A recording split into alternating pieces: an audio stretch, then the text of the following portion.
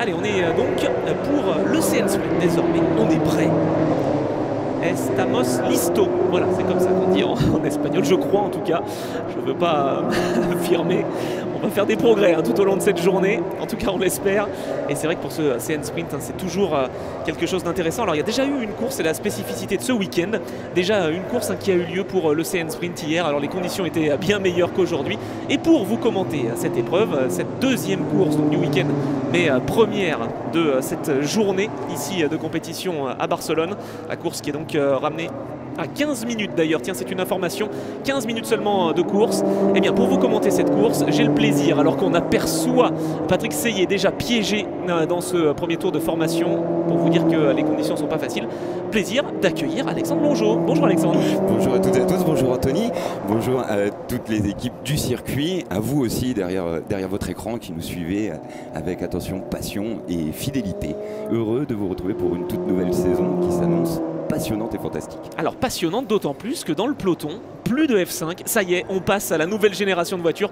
Tous les pilotes ont des SP05 en tout cas pour cette épreuve. Oui, il y a eu un transfert en fait des pilotes, de la plupart des pilotes qui étaient en F5 la saison passée, qui donc justement ont la suite logique, c'était de passer en SP sur une voiture plus performante, plus imposante, plus sympa aussi, un peu différente. Maintenant les F5 ne sont pas perdus, loin de là. Les pilotes qui roulent en F5 sont beaucoup de pilotes qui ne feront pas généralement la saison complète et se concentrent sur les manches françaises. Donc on aura le plaisir de retrouver quelques F5 quand même à Manicourt sans souci. Donc pour citer Yann Burguet et Kalnar qui sans doute viendront très certainement se disputer la victoire sur le circuit nivernais. Bon, en tout cas on l'espère. Beaucoup de voitures en tout cas en difficulté déjà. On aperçoit l'aileron arrière qui est pas bien en forme. Là j'ai l'impression sur la voiture 25 de Cyril Barbet. Bon, c'est compliqué cette course, beaucoup plus qu'hier. Ça va être un petit peu plus compliqué. Ah oui, et puis Cyril d'ailleurs qui a pris le mur. Oui, bah, je crois qu'il y aura 4 courses, enfin il devait y avoir 4 courses ce week-end, il y en a déjà eu une de faite, mais alors je suis pas sûr qu'on ait le temps vraiment de réparer pour la 3e course. Les équipes du HMC Racing sont très très performantes et je ne doute pas que les mécaniciens vont faire des miracles. Je prends le pari directement. Oui, parce qu'ils ont quoi? Ils ont 2 heures, 3 heures même, 3 heures pour réparer. Bon, mais ça va quand même être compliqué, c'est sûr, mais ils vont y arriver, on est confiants. Bravo en tout cas à tous ces mécaniciens, c'est vrai pour travailler dans des conditions aussi dantesques, là aussi, préparer ces voitures. Parce qu'hier, réglage sec, j'allais dire, et puis là, réglage pluie avec toute petite modification. On ne peut pas non plus révolutionner la voiture, mais on peut quand même faire des petits ajustements. On fait des petits ajustements, en fait, on enlève donc les barres stabilisatrices, c'est ce qui permet effectivement de rigidifier la voiture sur le côté droit et le côté gauche, pour faire simple. Donc on la déconnecte, ce qui permet effectivement d'avoir une voiture beaucoup plus souple. Parce qu'il est vrai que plus on a d'adhérence sur le sec, moins on en a sur le mouillé. Donc il faut rendre une voiture relativement souple et tendre pour qu'elle puisse adhérer au mieux dans des conditions aussi difficiles. C'est assez compliqué, on l'a vu en Formule Renault, donc avec un départ sous safety car. Ça a promis de belles surprises. Il y a eu du rebondissement, ça c'est sûr. Alors est-ce qu'on va voir justement une hiérarchie un petit peu modifiée alors qu'on découvre cette grille de départ? Nicolas Canard qui s'élance une nouvelle fois en pole position devant Cédric Gardin et Patrick Seyé s'il a réussi à ressortir du bac à gravier. Jonathan Dessens 4e devant Éric Tessier et Xavier Cousin. Alors hier, il faut bien le dire quand même, en l'absence de Jean Kellet, parce que cette année c'est plutôt une année off pour Jean qui se battait face à Nicolas Canard. Il a été un peu seul au monde, Nicolas Canard. C'est vrai, c'est vrai. Ça prouve aussi la valeur du garçon et de l'équipe HMC Racing. On n'enlève rien, mais c'est vrai qu'on aurait pu quand même attendre un petit peu plus de bataille, parce qu'Aurélien Robineau avait fait un super départ. Ah, il était parti en tête. Il était en tête au premier virage. Nicolas avait raté un tout petit peu son départ. Et le souci, c'est que en fait après Nicolas était plus fort à la fin du premier tour, il a pointé en tête. Oui, parce qu'il y a eu alors un petit problème aussi pour notre cher Aurélien Robineau. En fait au passage sur un vibreur, c'est ce qu'il nous expliquait, son pied a un peu bougé de la pédale de frein et puis malheureusement le pied était au milieu des 2 pédales et alors là on se mélange les pinceaux et finalement c'est tête à queue dans le bac à gravier, donc dommage pour effectivement Aurélien Robineau qui partira 22e alors qu'on aperçoit Cyril qui ne repartira pas lui. Là il ne repartira pas et c'est vrai que ces conditions vont permettre de lisser un petit peu les performances. Alors ça va être très très intéressant. Donc on voit donc le champion en titre Nicolas Canard. Ah oui, là je peux vous dire c'est l'épouvantail. Voilà, Patrick Seyé a pu reprendre sa place, ils l'ont sorti du bac, il n'était pas non plus très on lui a mis, donc comme le départ n'est pas encore donné, il a parfaitement le droit de revenir. Une petite alerte, il va falloir faire attention quand même pour tous les pilotes. Tout le monde aussi craint un petit peu, était un peu anxieux en fait de ce genre de conditions. Ça va très bien se passer quand même les 3-4 premiers tours parce qu'ils vont tous être très prudents, prendre la mesure un peu des choses. Après, la course va reprendre ses droits, c'est sûr. Je pense que les surprises vont être au rendez-vous. Oh oui. Et très bonnes pour certains, sans doute. Malheureusement, comme Cyril Barbet, un peu moins bonne pour le moment, c'est dommage. Oui, ça arrive, c'est le jeu. Patrick Seyé qui peut en tout cas être ravi avec la caméra, effectivement, il voulait faire le petit coucou. On lui rappelle quand même, bon alors tu veux pas régler les pneumatiques, les pressions, etc. Si, bon d'accord. On aperçoit aussi Jennifer Michel qui, elle, ne roule pas cette année. Oui, cette année, non. Une année un peu off. On se concentre un petit peu plus sur son rôle de team manager. Elle a pris donc prendre toutes les informations, recréer donc tout un tas de statistiques pour développer et offrir aux pilotes une très grande performance de tous les pilotes de l'AGR Bleu Mercure. Oui, là aussi changement de rôle, hein, mais c'est vrai que c'est toujours aussi intéressant, c'est ce qu'elle nous expliquait en tout cas. C'est une façon différente de vivre le week-end, hein. C'est vraiment une façon un petit peu plus haute, on va dire, elle voit avec de la hauteur cette épreuve. Alors qu'on a aperçu le numéro 32 quand même, on va peut-être y revenir, Jonathan Dessens, qui nous fait vraiment une super performance. L'année dernière déjà à Jarama, il avait réussi à parfaitement se démontrer, voilà, et démarquer. Voilà, exactement. Et là, encore une fois, alors même si hier ça s'est pas fini comme il l'aurait voulu, mais enfin quand même c'est bien. Ah, c'était parfait. On attendait aussi Jonathan directement aux avant-postes, tout comme Aurélien Robineau. Les deux sont motivés. En plus, Jonathan a une grande carrière en rallye. Oui. Donc ça va être très intéressant à voir. Vous voyez Xavier Cousin, oui. HMC Racing. Alors il n'a pas changé de casque, on dirait le casque à Jean Alési. Alors même s'il y a un petit design qui est modifié un petit peu sur le bas, mais c'est vrai que j'avais pas remarqué ça l'année dernière. Il change généralement toujours quelque chose chaque année. L'année dernière c'était la voiture, cette année c'est le casque. Xavier Cousin lui aussi expérience exceptionnelle en karting, hein, c'est ce qu'on disait. Exactement, et puis l'homme le plus expérimenté en fenio, puisque c'est sa 7e saison. Pas mal, commence à avoir de la bouteille. Là quand même un peu, ouais. Alors qu'on découvre cette voiture sur la droite de l'écran, sur la Web TV officielle V2V en partenariat avec Michelin, cette voiture de Cyril Barbet qui est donc évacuée. C'est terminé pour Cyril Barbet avant même d'avoir commencé. Lui qui est engagé en catégorie B cette année. Alors qu'est-ce que ça veut signaler ça? Il y a catégorie A et catégorie B. Donc. Alors en fait c'est très simple, c'est issu, ça change à chaque course puisque c'est issu de l'ordre des qualifications. C'est-à-dire que pour que tous les pilotes puissent avoir une cérémonie du podium, on prend la deuxième moitié des qualifications, on appelle ça en fait la catégorie B. D'accord. Et qui fait que chacun va pouvoir se battre et offrir et monter avoir la joie de monter sur le podium et avoir une coupe. Ah, c'est pas mal du tout, d'accord, je n'avais plus souvenir de ça. Donc merci Alexandre, hein, effectivement les précisions qui sont importantes à signaler. Sauf que ce n'est pas pour la totalité de la saison, c'est forcément à chaque qualification, cela change. Donc on peut très bien se retrouver là en Catalogne aujourd'hui sur le circuit de Barcelone en B, et après si on réussit une belle qualif, ce serait si on est meilleur, on sera forcément dans ce qu'on va appeler le A entre guillemets. D'accord. Donc en allant chercher devant le podium.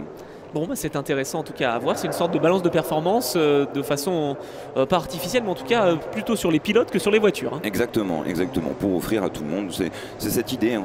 Tout le monde est heureux de monter sur le podium, et il n'y a pas de classement, il n'y a pas on comptabilise pas les victoires en B, mais voilà, ça fait une belle image. Oui. C'est l'occasion d'avoir un point commun avec Vettel, Alonso et Verstappen. Tout à fait. Là, on a vraiment effectivement la chance de pouvoir monter sur le podium ici à Barcelone. C'est toujours bien dans le temple, vraiment quasiment un des temples de la F1. Là aussi, on vient pour faire des essais privés. On vient pour participer aux courses depuis des années, depuis 91, je crois. Donc c'est vrai que c'est vraiment toujours une piste qui se démarque, hein, là aussi, le circuit de Barcelone, et qui est reconnu à chaque fois, hein, pour être un juge de paix véritablement des performances des voitures. Donc là, c'est aussi le cas, hein, pour les voitures du Fenio, les SP05 qui sont soumises à rude épreuve et qui vont donc nous offrir encore de très belles courses. Ouais, voilà, exactement. On espère un circuit apprécié de tout le monde, réellement, qui mélange des parties. C'est un circuit très rapide, circuit avec une grosse partie technique, circuit où il faut un gros cœur aussi parce que ça rentre quand même très fort. En plus, cette année, un nouveau resurfaçage de la piste a été complètement refaite. Alors est-ce qu'on a eu des retours des pilotes justement? Globalement, alors il y a un peu de tout.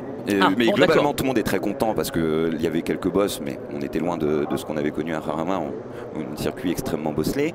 Donc là, un vrai billard, très intéressant. La piste est très performante puisqu'on a les temps sont bien descendus dans toutes les catégories de toute façon.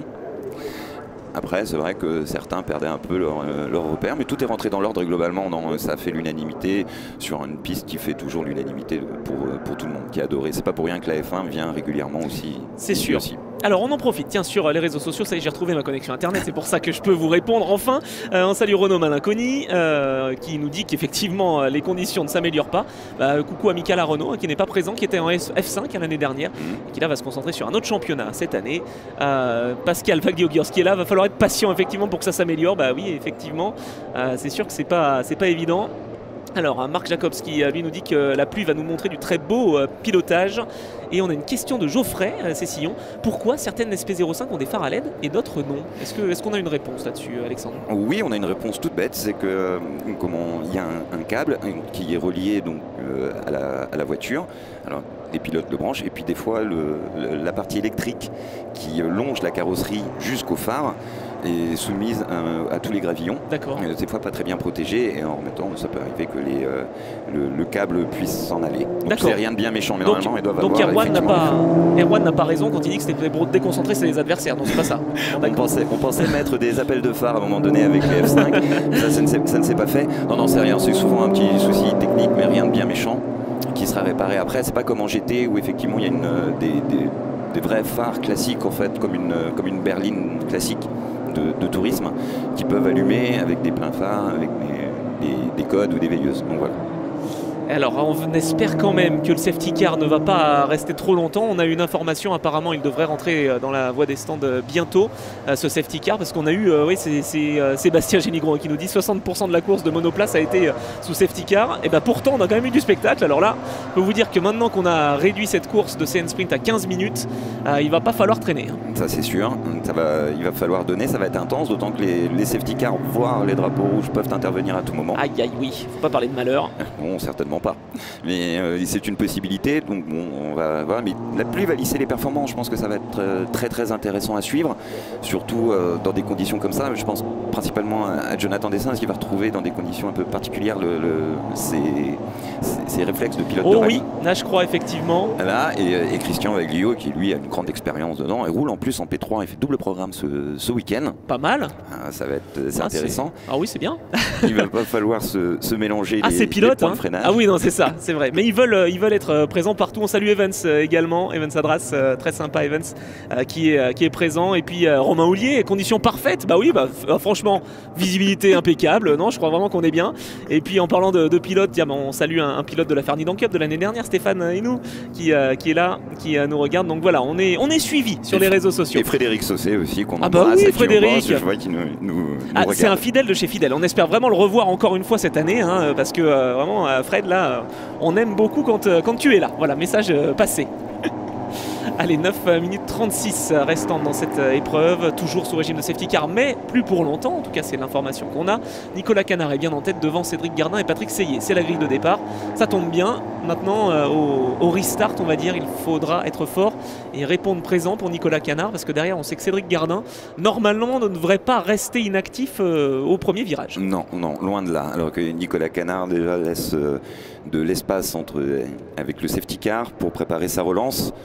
Chauffe un peu les pneus, c'est là que maintenant les choses vont commencer, on colle, il va falloir vraiment se rapprocher les uns des autres pour faire une belle sortie du dernier virage et faire une grosse relance jusqu'aux interdictions de se doubler, jusqu'au drapeau vert qui serait agité par les commissaires, très important, sauf évidemment si quelqu'un se sort de la piste. Et là, interdiction de doubler avant le drapeau vert. Alors le safety car est entré dans la voie des stands, donc ça c'est plutôt une bonne nouvelle. Alors Pascal Wagdiogurs qui nous dit une petite info, le frangin n'aime pas la pluie, il va être servi. C'est sympa. C'est sûr. Allez, drapeau vert. Avec donc le premier départ, le vrai départ pour cette journée CN Sprint. La deuxième course du week-end, on rappelle que lors de la première, c'est bien Nicolas Canard qui s'est imposé devant Cédric Gardin et Patrick Seillet. On prend les mêmes et on recommence pour cette deuxième course. Et pour l'instant, au premier virage, eh bien, Nicolas Canard a été tout à fait prudent, mais il a été également très rapide à se mettre dans le rythme. Exactement, oui. Alors derrière, c'est la visibilité qui gêne un petit peu. On a vu Jonathan Dessins qui s'est légèrement décalé pour me voir sur Patrick Seillet. le moment, alors que Yvoran rentre. Ah oui, la rentre dans la voiture verte d'ailleurs, puisqu'il n'y a plus de voiture jaune pour Yvoran, c'est bien une voiture verte hein, cette année. C'est mis à l'écologie ou quoi? Non, ah voilà, on la découvre cette voiture. On ne sait jamais, c'est possible. Si, Yves toujours, il aime bien changer de couleur, de faire des choses différentes. En fait, j'ai eu l'information, je suis allé le voir, je lui ai dit mais alors qu'est-ce que c'est que cette couleur? Mais il y avait trop de voitures jaunes, il me dit, donc j'ai mis une voiture verte maintenant, et puis s'il y a trop de voitures vertes, je prendrai une autre couleur. Je lui ai suggéré jaune comme rose, pardon, comme le TFT. Je ne sais pas s'il va m'écouter. Comme Yann Burguet qui roulait en F4 avec sa fameuse F4 rose quand il est passé en F5, il a pris une carrosserie blanche. Ah mince, dommage. Ah c'est. Il y avait aussi Aurélien Robineau il y a 2 ans, donc il y avait blanc et rose. Oui, effectivement. Oui. Alors que Jonathan Dessins porte une attaque sur Patrick Seillet. C'était attendu effectivement. Ouais. Jonathan Dessins qui connaît les conditions climatiques difficiles, pilote de rallye qui a réussi donc avec sa voiture à s'emparer de la 3e position. Son équipier, donc Patrick Seillet, est retombé à la 4e place, alors que Jean-Claude Rolland est dans le bac à gravier. C'est dommage, première course, le premier week-end de course pour Jean-Claude. Il est servi. Il était servi hier, il a fait une très belle performance. Il a progressé tout au long des tours. Oui. Il a été très bien coaché par Nicolas Canard et par les équipes de... Oh, attention, tête à queue en direct là. Eh oui, avec cette voiture grise et rose, tiens, justement on en parlait. Ah tiens, alors on salue Christian. Oh, Bon, là c'est un petit peu fouillis tout ça. Que se passe-t-il? C'était Claude Chaumeau. Claude Chaumeau, bah c'est oui. Claude Chaumeau. Alors, donc Claude aussi, qui a une très grande expérience de la compétition, s'est fait légèrement piéger à la réaccélération. Ce sont des voitures très coupleuses. Donc il est vrai que lors de la relance, ça peut être un peu plus compliqué. Avec le moteur turbo, ça arrive aussi un peu d'un coup. Oui, là c'était le virage numéro 10, encore une fois, j'allais dire, c'est vrai que c'est une épingle qui n'est pas facile à négocier. On l'a vu en Formule Renault tout à l'heure avec Nicolas Pironneau qui était leader et qui s'est fait piéger. Et puis pour vous dire, effectivement, la petite sortie de Jean-Claude Rolland, elle était au virage numéro 4, virage un peu en descente, virage droite. Et espérons qu'il ait pu ressortir, mais non, safety car. Safety car, alors que Nicolas Canard venait de signer le meilleur tour en course en 2:16.969. Oui, et là c'était dommage pour Claude Chaumeau parce qu'il était bien placé, hein. Il était 5e je crois. Ouais. Alors qu'on a Christian Wagner-Giers qui se défait de Xavier Cousin. Ah, comme quoi il aime bien aussi ces Mais oui, non mais Pascal est mauvaise langue. Hein. Les histoires de famille. Peut-être qu'il n'est pas fan, mais bon, en tout cas, il y arrive plutôt pas mal pour l'instant. Et on va essayer de sortir Jean-Claude Rolland de ce mauvais pas. Le temps que le peloton passe, évidemment pour des raisons de sécurité évidentes.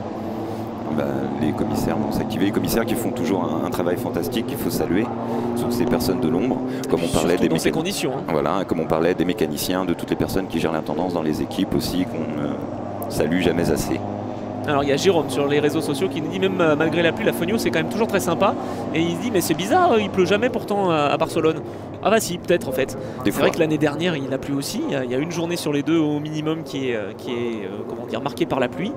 Et puis je me souviens en 2016 aussi, je crois qu'il y a eu quelques petites averses. Mais bon voilà, c'est le charme aussi de la Catalogne. Il y a 2 ans, ça avait été un gros casse-tête parce qu'il pleuvait moins que ça.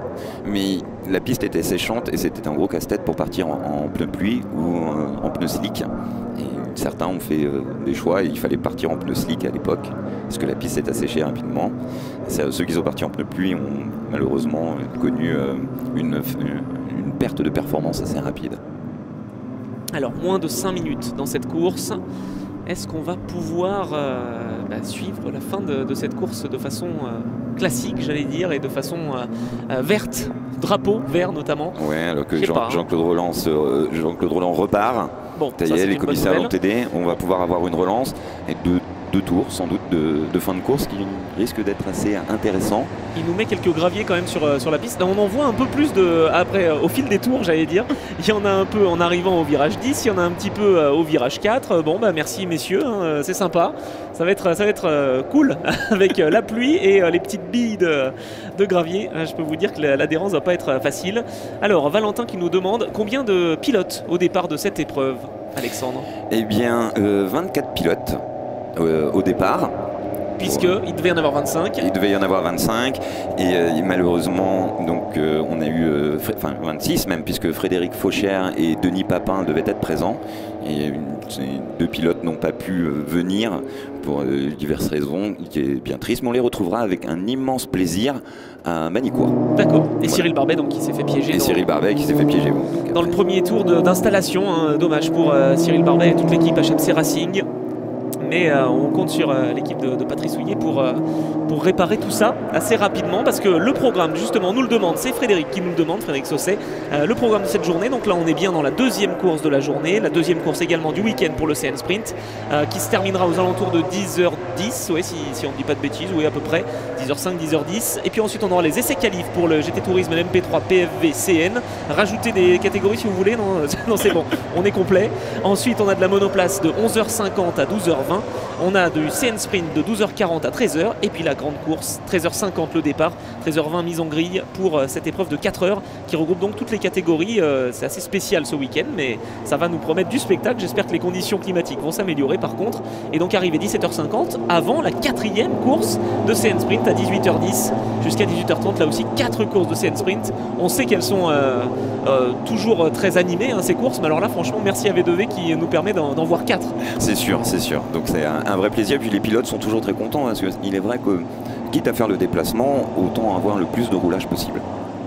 C'est le but. Ouais, c'est le but, et je crois que les pilotes ne s'en plaignent pas, bien sûr. Exactement. Quant à la météo, on va voir, la pluie devrait s'intensifier aux alentours de midi. C'est ce qu'on regarde tous sur nos applications météo. Déjà que c'est assez intense, moi je trouve. Voilà, avec un peu de vent, et ça devrait se calmer dans l'après-midi. Bon. En fin de course d'endurance pour les CN, GT Tourisme et LMP3 PFV. Bon, sans doute la dernière course qui sera sera bien meilleure pour la dernière course de CN Sprint. Et c'est vrai, alors qu'on a Julien qui se demande où est le soleil. Non, mais on l'a pas commandé ce week-end, donc bon, c'est normal, il n'est pas là. Mais peut-être qu'à Manicourt, on l'aura. Hein, espérons. Exactement. Ça sera en avril, donc pour la deuxième manche. Et oui, déjà on se donne rendez-vous, parce qu'on a une journée de compétition aujourd'hui, et puis on va se retrouver, donc on va dire mi-avril quasiment, ce sera aux alentours du week-end du 20 avril, 20-22. Voilà, alors que le safety car éteint ses feux, donc ça va être une relance, on va avoir un dernier tour de folie. Oh oui. Il reste 1 minute de course. Oui, alors espérons quand même qu'on puisse passer la ligne avant cette fameuse minute. Faut pas qu'il traîne trop, hein, Nicolas Canard. Va pas falloir trop traîner. Mais ou alors il faudra qu'il traîne s'il veut gagner comme ça. Je sais pas, mais en tout cas il va y avoir une stratégie. Hein. Non, l'homme veut se battre, et il attend ça avec impatience, et là-dessus c'est une certitude, il va pas le faire. Bon, alors parfait, on est rassuré. Hi Sergio, yeah, you're right. The weather is not perfect, that's far from that. It's raining here in Barcelona, so at the moment we have Nicolas Canard leading the race, 1 lap remaining. Cédric Gardin is second, ahead of Jonathan Desins, and the green flag is out for this last lap of this second race of the day, this CN Sprint. Voilà, c'est reparti Alexandre. Et c'est reparti pour un dernier tour. Belle relance de Nicolas Canard qui a su garder Cédric Gardin à distance. Cédric qui va rester, lui va vouloir justement jouer la prudence. Jonathan Desins qui prend l'extérieur et qui passe Cédric Gardin. C'est pas lui qu'on attendait, mais il est bien là effectivement, Jonathan Desins face à Cédric Gardin à l'extérieur. On comprend que sous régime de conditions un petit peu plus difficiles, les conditions climatiques, il vaut mieux être à l'extérieur finalement, dans des trajectoires qui sont moins utilisées par les pilotes. Qui ont généralement moins de gomme. C'est vrai qu'on voit que on va pas déjà surtout ne pas aller chercher les vibreurs. Ça c'est sûr. C'est une patinoire. Après on voit bien que les pilotes se décalent un tout petit peu. Alors après j'allais dire avec le resurfaçage, peut-être qu'il y a moins d'impact quand même, parce qu'il y a moins de gomme qui a été déposée. Un petit peu quand même hier, mais un petit peu moins que d'habitude. Un petit peu moins que d'habitude. Tout le monde se posait un peu la question, et il est vrai que bon, c'était pas. Il y avait plusieurs options. Donc les pilotes ont testé. De toute façon, ils sont sur la piste. C'est eux qui ont leurs propres sensations, voir si effectivement ils ont du sous-virage, donc une perte de l'avant, ou du sur-virage avec un arrière qui glisse beaucoup. Et ça semble être. Jonathan opte souvent pour des hors trajectoire sur certains endroits au gros freinage, on le voit. Et ça marche bien, hein. Et Nicolas Canard qui est aussi bon sur le sec que sur la pluie, c'est ce qu'on voit, mais derrière Jonathan Desins n'amuse pas le terrain là aussi. Et puis en petite mention spéciale pour faire plaisir à Antoine, Philippe Bonnel 22e effectivement avec sa voiture numéro 27 du HMC Racing. Philippe Bonnel derrière Olivier Aucher et devant Jean-Claude Roland. Et Christian Vaguet-Hodgers qui est en tête du podium B devant Étienne Champetier-de-Rive et Franck Lefebvre. Franck Lefebvre qui fait sa deuxième course en Fenio, sa première en SP05. Oui, c'est pas mal comme début. Alors là, il est baptisé, hein, là je crois. C'est le moins qu'on puisse dire. Mais Oswald Triboulet qui fait ses débuts aussi en Fenio, pilote de 200 euros. Alors que c'est Étienne, je crois. Oui, Étienne Champetier. Oswald qui était. C'est Oswald, je crois, oui. Qui était pas loin, numéro 99. Qui était en bonne place, aurait pu aller chercher le podium B, c'est dommage. Et il y avait une voiture de AGR Bleu Mercure qui est partie. Alors que Nicolas Canard franchit la ligne en vainqueur. Victoire pour Nicolas Canard, donc deuxième victoire ce week-end, second win in a row for Nicolas Canard, reigning champion, le champion en titre qui s'impose donc à 2 reprises, le drapeau à damier qui a été agité, très belle performance de Jonathan Dessens, et troisième place pour Cédric Gardin devant Patrick Seillet et Eric Tessier. Il est allé la chercher cette victoire Nicolas Canard et franchement elle est pas volée du tout, bien au contraire. C'est sûr, non, c'est une belle... Une très belle victoire. Aurélien Robineau est remonté à la 11e place, lui qui avait fait de très belles qualifications hier. Et dans le podium B, c'est Christian Valier-Hodgers qui l'emporte devant Franck Lefebvre et Nicolas Sturm. Et voilà, 3e. Très belle performance là aussi pour Nicolas qui n'a pas beaucoup participé au championnat Fonio ces dernières années. C'est pas un nouveau je crois. Non, il vient de temps en temps, il fait quelques courses. Et c'est toujours agréable, un vrai plaisir de le retrouver. Lui qui est heureux de venir partager le volant, pilote de rallycross. Et voilà, ça marche bien effectivement. Et c'est Renaud Malinconi qui avait dit mais il va passer deuxième Jonathan Dessens. Bah oui, bien vu. Il est passé deuxième effectivement devant Cédric Gardin qui sauve le podium quand même. Donc on va dire que pour l'instant on a aussi en vue le championnat, toujours pareil. Alors qu'on a vu aussi que Jean Kiel était là présent sur les réseaux sociaux pour nous suivre. On salue Jean qui est absent bien sûr de ce peloton, mais on lui fait confiance pour revenir rapidement. Oui, il reviendra très rapidement. Ici ou dans une autre catégorie d'ailleurs. Exactement, tout comme Jennifer Michel, vous savez. Et voilà, c'est vrai. Des fois, l'avenir est plein de surprises. Et Sonia qui félicite Nicolas pour sa victoire. Nicolas Canard qui s'impose donc une deuxième fois. Yann Burguet également que l'on salue, qui regarde donc la web TV, le streaming officiel en partenariat avec Michelin pour cette saison là aussi. C'est vrai que c'est toujours intéressant d'avoir cette possibilité de suivre comme cela ces courses et on n'a pas été déçus, même si elle a été un peu raccourcie cette épreuve. Il y a eu pas mal de safety cars, mais quand même globalement il y a eu du spectacle. Il y a eu une remontée de Jonathan Dessens. On salue également Fred qui arrive au circuit et qui dit il pleut. En fait c'est ça, on cherchait un chat noir mais c'est lui, c'est Fred. Allez, découverte du classement en tout cas avec Nicolas Canard devant Jonathan Dessens, Cédric Gardin et Patrick Seillet 4e devant Eric Tessier. Et donc le premier du classement B, c'est Christian Valier-Hodgers qui n'aime pas la pluie. Oui, c'est ça Pascal, oui. On a voulu nous induire en erreur, c'est ça? Oui. Si, victoire suisse ici en catégorie B devant Franck Lefebvre et Nicolas Sturm. Exactement, une très belle victoire pour Christian. Oui. Une très belle course par pour Pascal. Tout le monde. Et félicité par Pascal par son frère. C'est très rare. Ah non, on n'a pas dit ça quand même. On va se les mettre à dos. Enfin, attention. Mais il avait fait 2 hier, Christian, sur le podium B. Oui. Donc dans la progression maintenant, il restera le podium A, double podium peut-être, pourquoi pas, alors, il faut progresser. Il faudrait. Il y a 4 chances, j'allais dire ce week-end, d'y arriver, donc pourquoi pas. Bravo Nicolas, bravo Eric Soares, c'est Andrea qui nous le dit. Oui, c'est sa petite sœur et qui, donc d'ailleurs, Nicolas et Eric t'embrassent Andrea. Voilà. Bon. Le message est passé, j'avais promis de le faire, je l'ai fait, il était très heureux. Bon, voilà. Très bien. Et Eric qui termine 8e quand même, Eric Soares. Oui, Eric Soares, 79. Dans des conditions comme ça, je l'ai vu ce matin, on a discuté un petit peu ensemble, je lui ai demandé son avis.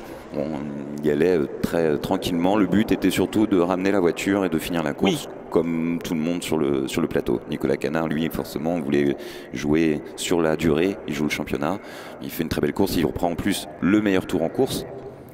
Très rapide, moins de vent, 2:14,650. Et voilà Patrice Houillet qui est super content. Et bien nous aussi on va retrouver le podium, on va retrouver ses pilotes donc d'ici quelques instants. Merci Alexandre. Merci Anthony, à tout à l'heure. Et à tout à l'heure.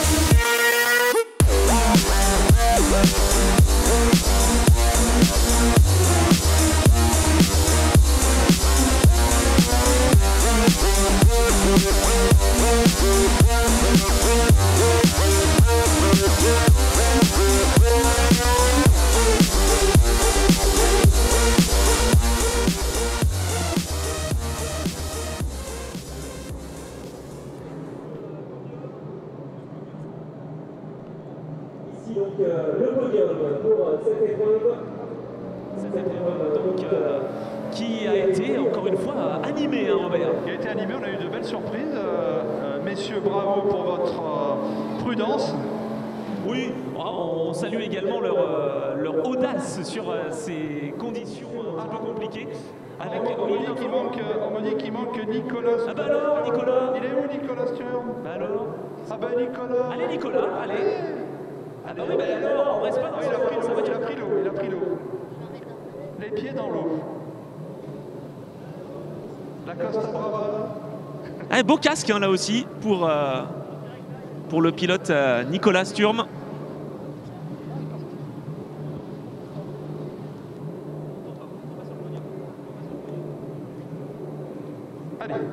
Alors, bon, Nicolas va arriver. On va pouvoir faire le podium général de cette catégorie SP05A, donc Robert, avec très très belle fin de course là aussi. Il y a eu pas mal de safety cars, hein, comme lors de la monoplace. Oui, c'est vrai aussi. Alors, on va pas en parler, hein, Cyril, mais c'est vrai que j'ai l'impression qu'il a eu des petits soucis.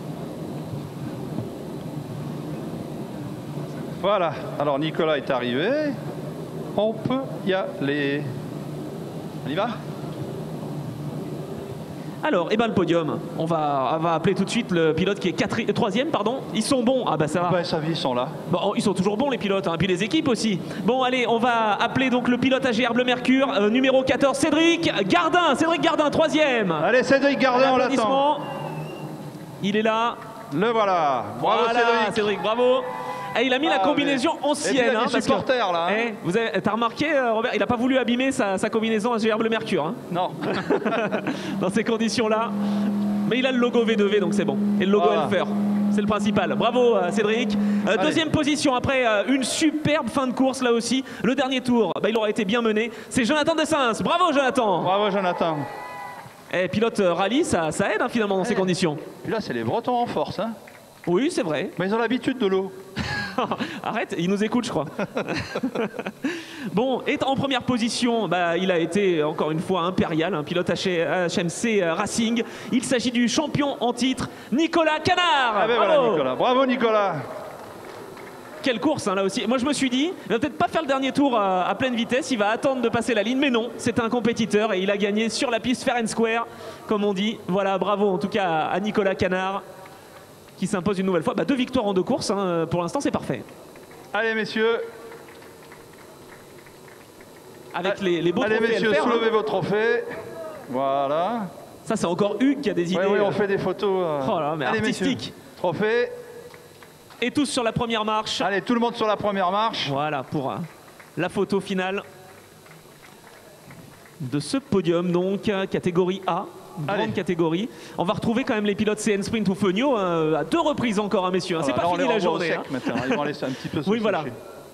Et merci à vous. Allez, on va passer à la catégorie B, donc, effectivement, avec une belle place. On l'aura attendu, mais il est bien là. Il s'agit du pilote de la voiture 90, Nicolas Sturm. Nicolas, est-il ici? Nicolas, oui, il est là. Il est là, il est présent. Voilà, Nicolas, voilà, bravo. On peut l'applaudir. 3e. Applaudissements pour Nicolas, qui se retrouve donc sur le podium. En catégorie B, donc ici à Barcelone, Alexandre nous a expliqué comment ça fonctionnait. Donc c'est parfait, maintenant on est au fait de ce qui se passe. 2e place pour la voiture numéro 26, il s'agit de Franck Lefebvre. Franck Lefebvre. Bravo Franck. Ah oui, encore le HMC Racing. Hein. Ah mais il sait plus, voilà. Il sait plus où il en est, il sait plus, mais ça c'est la pluie ça. Il est sur le podium en tout cas, ça il le sait. Et donc...